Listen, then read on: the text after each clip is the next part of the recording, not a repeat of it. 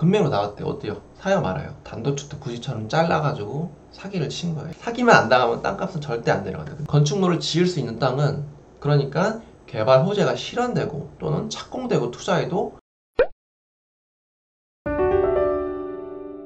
안녕하세요, 부회사달입니다.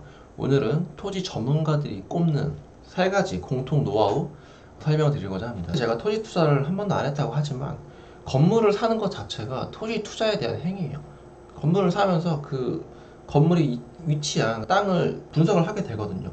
또 이런 내용들을 알지 못하면 상가, 건물, 다가구 이런 투자가 또 어렵습니다. 저번에 말씀드렸죠. 2년 전부터 계속 공부는 했었어요. 여기 제가 지금 현재 갖고 있는 토지 책들인데 그 책들을 보면서 전문가들이 다 하나같이 하는 공통점들이 있어요. 그 노하우들을 제가 3가지만 추려가지고 오늘 설명을 드리려고 합니다. 오늘 할 내용은 사기를 안 당하고 오르는 좋은 땅을 구별하는 방법을 알려드리려고 합니다. 모두가 하는 얘기가 있어요. 토지 이용 계획 확인서만 볼 줄 알아도 사기는 안 당한다. 이 토지 이용 계획 확인서는 토지 이음이라는 사이트에서 볼 수 있습니다. 한번 볼까요? 제가 샘플로 가져온 임해역 옆에 있는 그런 임야예요. 아주 딱 도로도 이렇게 나 있고 단독주택 부지인가? 금매로 나왔대. 어때요? 사요 말아요? 토지 이음 주소창 치시고 들어오면 이렇게 되어 있습니다. 임해동 산 29-15 토지 이용 계획 확인원이 나오는데 토지의 등기부 등본이라고 보시면 돼요. 자, 이렇게 생겼고요. 지목은 뭐고 면적은 뭐다 나와 있고 지역이 나옵니다. 도시 지역이고 보전 녹지 지역이다. 그 다음에 뭐인데 여기를 보시라는 내용이에요. 보시면 공익용 산지 개발제한구역은 없는데 공익용 산지가 있어요. 이거는 개발할 수가 없는 땅이에요. 그러니까 기획부동산이 땅을 큰 걸 사가지고 이렇게 마치 개발될 것처럼 도로를 내고 이렇게 단독주택 부지처럼 잘라가지고 사기를 친 거예요. 여기 결국 이 땅인데 절대 사면 안 되는 토지죠. 요 4가지 용어가 보이면은 사지 마세요. 농림지역은 정말 농사만 지어야 되는 땅이고 개발제한구역은 그린벨트, 공익용 산지는 말 그대로 공익을 위해서 남겨오는 산지라서 개발을 할 수가 없는 땅이에요. 비오톱 1등급은 환경 때문에 개발할 수 없는 땅입니다. 전문가들이 하나같이 하는 말은 토지 투자, 공법 도사가 될 필요는 없다. 필요한 지식만 그때그때 찾아서 보면 된다라고 얘기를 합니다.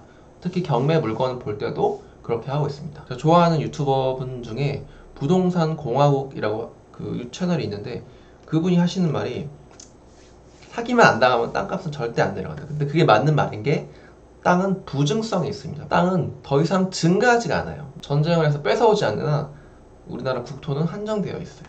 그래서 공급은 한정되어 있고 수요가 항상 늘어나기 때문에 시세보다 조금 비싸게 사더라도 바가지만 안 쓰면 땅값은 절대 떨어질 일 없습니다. 자, 2번째, 건축물을 지을 수 있는 땅을 사라고 합니다. 건축물을 지을 수 있는 땅은 간략하게 얘기하면 4m 도로가 인접해 있고 배수로가 있는 땅이에요. 우리가 건물을 짓잖아요. 건물을 지으면 소방차가 올 수 있어야 돼요. 그리고 건물에서 생활 오수들이 나오는데 그런 오수들을 흘려보낼 수 있는 배수로가 있어야 돼요. 도시 지역에는 배수로는 당연히 다 있으니까 크게 그거는 신경 쓸 건 아닌데 2가지가 있어야지만 건축 허가가 납니다. 초보자 입장에서는 어려운 맹지를 사서 투자를 하는 것보다 돈을 좀 더 주더라도 건축이 되는 무난한 땅을 사시는 게 좋습니다. 어떤 건축물들을 지을 수 있는지 상식적으로 알고 있어야 되고 건폐율과 용적률 정도의 상식은 알아야 됩니다. 50평 땅인데 평의 건폐율을 써서 건축물을 4층까지 높일 수 있다. 일종 일반 주거지역은 3층까지밖에 안 된다더라. 내가 매입한 땅이 어떤 건축물을 지을 수 있는지는 상상할 수 있어야 됩니다. 자, 3번째는 호재 실현 후에 들어가도 큰 수익이 난다는 겁니다. 우리가 이렇게 땅 하면은 대부분 농사 짓는 분이 거기가 개발이 돼서 수백억대 부자가 됐다더라. 그런 고급 정보를 있어야지만 투자를 할 수 있다고 생각을 해요. 근데 그런 게 아니라 전문가들이 하는 말은 개발 호재 발표 시에 급하게 사는 것보다 사업 시행사가 정해져서 계약이 되고 나서 진입해도 충분히 수익이 난다. 그러니까 개발 호재가 실현되고 또는 착공되고 투자해도 늦지 않다. 그만큼 토지는 잘 안 떨어진다는 거죠. 어떤 책에서 그러더라고요. 토지는 3번 오른대요. 첫 번째는 호재가 발표됐을 때, 두 번째는 착공됐을 때, 세 번째는 완공됐을 때. 이렇게 3번에 걸쳐서 오르는데, 개발 호재 발표됐을 때 들어갔다가 이게 만약에 실현되지 않으면 큰 낭패를 볼 수 있으니까 차라리 착공한 단계에서 들어가도 늦지 않다라고 하시는 거죠. 제가 추천드리는 책은 이 프라우스님 책이나 요거는 이제 디벨롭 하시는 분들 요 책도 괜찮고 이 책도 아주 좋습니다. 나중에 그 책 내용도 디테일하게 한번 리뷰를 한번 해보겠습니다. 네, 오늘 내용 요약해보겠습니다. 토지 이용 계획 확인원을 볼 줄 알아야 사기를 안 당한다. 그리고 건축물을 지을 수 있는 4m 도로와 접한 땅을 사라. 호재가 발표됐을 때가 아니라 실현되고 나서 들어가도 절대 늦지 않다.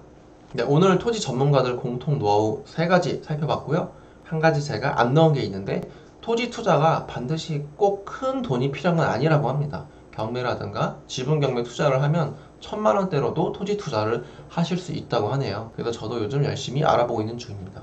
네, 오늘 내용 유익하셨으면 구독, 좋아요, 알림 설정 부탁드립니다.